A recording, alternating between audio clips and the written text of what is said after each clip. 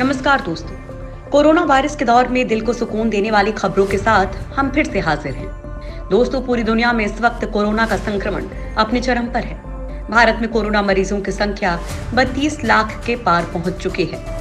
लेकिन इस बीच अच्छी खबर यह है कि रूस ने अपनी पहली वैक्सीन के तीसरे चरण के ट्रायल और निर्माण के लिए भारत से सहयोग मांगा है। वहीं वैक्सीन बनाने की रेस में अब कैम्ब्रिज यूनिवर्सिटी भी शामिल हो गई है। उसकी वैक्सीन का भी जल्द ही ट्रायल शुरू होने वाला है। इसके साथ ही देश में कोरोना के ज्यादा फैलने के पीछे ICMR ने एक बड़ी वजह बताई है। आज के इस बुलेटिन में हम आप लोगों को इन्हीं खबरों के बारे में बताएंगे। साथ ही हम कोरोना को लेकर हो रहे कुछ रिसर्च के बारे में भी बताएंगे, जिन्हें अपनाकर आप कोरोना के संक्रमण को दूर रख सकेंगे। तो चलिए शुरुआत करते हैं आज की सबसे बड़ी और अच्छी खबर के साथ। वैक्सीन की दौड़ में कैम्ब्रिज यूनिवर्सिटी भी शामिल। दोस्तों, कोरोना के खिलाफ एक कारगर वैक्सीन बनाने के लिए दुनिया भर में रेस चल रही है और अब इस रेस में कैम्ब्रिज यूनिवर्सिटी भी शामिल हो गई है। दोस्तों, यूनिवर्सिटी के वैज्ञानिकों ने कोविड वैक्सीन पर काम करना शुरू कर दिया है। उन्हें उम्मीद है कि उनकी वैक्सीन कोविड-19 बीमारी का कारण बनने वाले कोरोना वायरस समेत अन्य वायरस से भी सुरक्षा प्रदान करेगी। वैक्सीन का मानव परीक्षण जल्द ही शुरू होने की उम्मीद है। शोधकर्ताओं का कहना है कि उनकी वैक्सीन इंजेक्शन मुक्त, बहुउपयोगी और ज्यादा असरदार होगी। वैक्सीन को जेट इंजेक्टर की मदद से हवा के दबाव का इस्तेमाल करते हुए मरीज को दिया जा सकेगा। कैम्ब्रिज की वैक्सीन से खासकर गरीब मुल्कों को ज्यादा फायदा पहुंचने की उम्मीद है। रूस ने वैक्सीन ट्रायल के लिए भारत से मांगा सहयोग। दोस्तों, रूस ने दुनिया में सबसे पहले कोरोना वैक्सीन बनाने का दावा किया था। हालांकि रूस ने अभी तक इस वैक्सीन के ट्रायल पूरे नहीं किए हैं। दोस्तों, अब रूस ने अपनी वैक्सीन के निर्माण और तीसरे फेज के ट्रायल के लिए भारत से सहयोग मांगा है। सरकारी सूत्रों की माने तो कोरोना टीके से संबंधित राष्ट्रीय विशेषज्ञ समूह की 22 अगस्त को हुई पिछली बैठक में इस मुद्दे पर चर्चा हुई थी। सूत्रों की माने तो जैव प्रौद्योगिकी विभाग और स्वास्थ्य अनुसंधान विभाग से मामले को देखने को कहा गया है। रूस सरकार के अधिकारियों ने स्पुतनिक V के बारे में कुछ सूचना और डेटा साझा किया है, जबकि टीके के प्रभाव और सुरक्षा से संबंधित अन्य डेटा मिलने का इंतजार किया जा रहा है। डेटा मिलने के बाद ही भारत अपनी आगे की रणनीति तैयार करेगा। नियम न मानने से बढ़ रहा है कोरोना संक्रमण। दोस्तों, भारत में कोरोना वायरस के मामले लगातार बढ़ते ही जा रहे हैं। कई राज्य ऐसे भी हैं जहां संक्रमण की स्थिति विस्फोटक रूप लेती दिखाई दे रही है। देश में कोरोना वायरस संक्रमण के कुल मामलों की संख्या 32 लाख के पार पहुंच गई है। बढ़ते संक्रमण को लेकर ICMR के महानिदेशक बलराम भार्गव ने बताया कि देश में कोरोना फैलने के कुछ प्रमुख वजहें हैं। उन्होंने कहा कि कुछ गैर जिम्मेदार लोगों के मास्क नहीं पहनने और सामाजिक दूरी बनाकर नहीं रखने से भारत में कोरोना वायरस महामारी बढ़ रही है।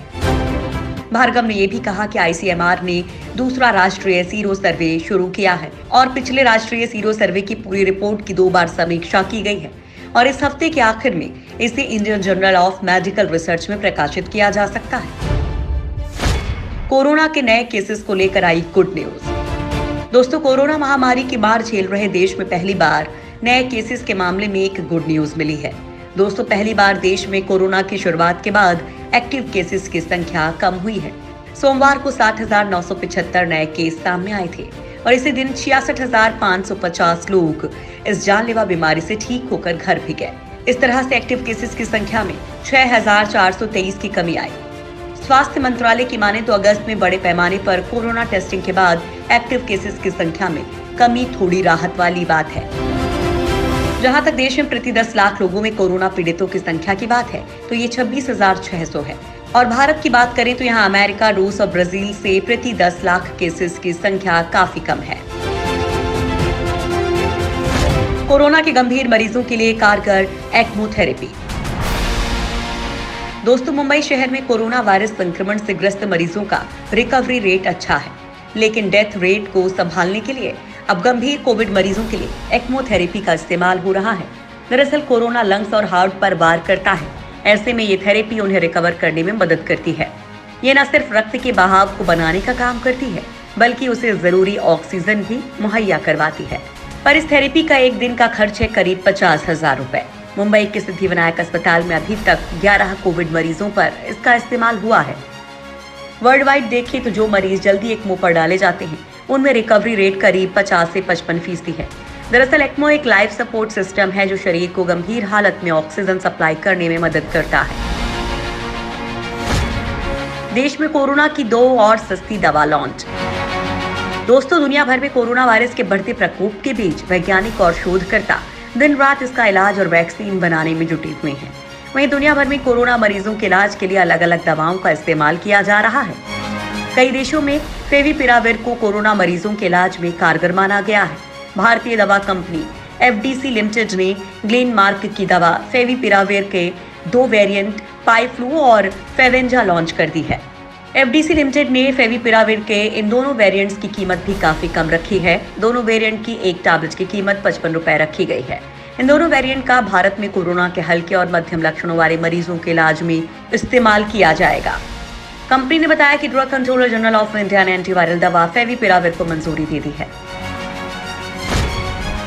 दिल्ली का कोरोना रिकवरी रेट 90% पहुंचा। दोस्तों, पिछले 1 महीने से दिल्ली में कोरोना की रफ्तार कम हुई थी, लेकिन अचानक फिर से दिल्ली में कोरोना के मामले सामने आने लगे हैं। हालांकि इस बीच अच्छी खबर यह है कि दिल्ली का कोरोना रिकवरी रेट 90.4% हो गया है। स्वास्थ्य विभाग की रिपोर्ट के अनुसार दिल्ली में अब तक 1,61,466 मामले सामने आए हैं। इनमें से 1,45,388 लोग ठीक हो चुके हैं। दिल्ली में अभी तक 14,31,094 सैंपल की जांच हो चुकी है। इनमें से 18,731 सैंपल की जांच पिछले 24 घंटे में हुई है। इनमें से 7.74% सैंपल पॉजिटिव पाए गए। वहीं कंटेनमेंट जोन की कुल संख्या 627 हो गई है।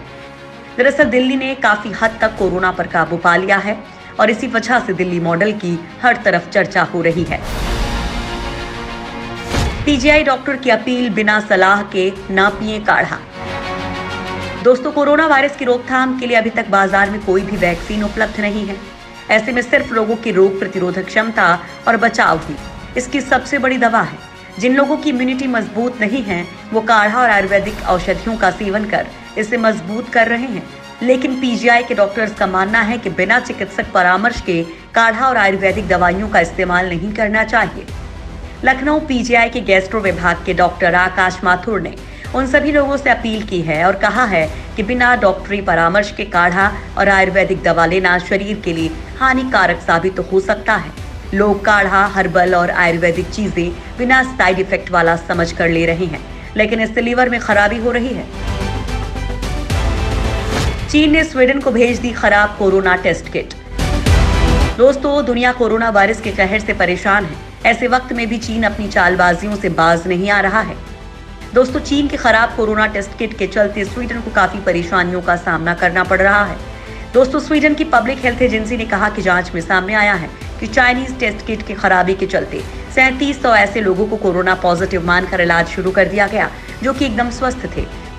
स्वीडन ने बताया कि पब्लिक हेल्थ एजेंसी के नियमित क्वालिटी चेक में ये बात सामने आई कि 3700 ऐसे लोगों का इलाज चल रहा है जो असल में कोरोना पॉजिटिव थे ही नहीं।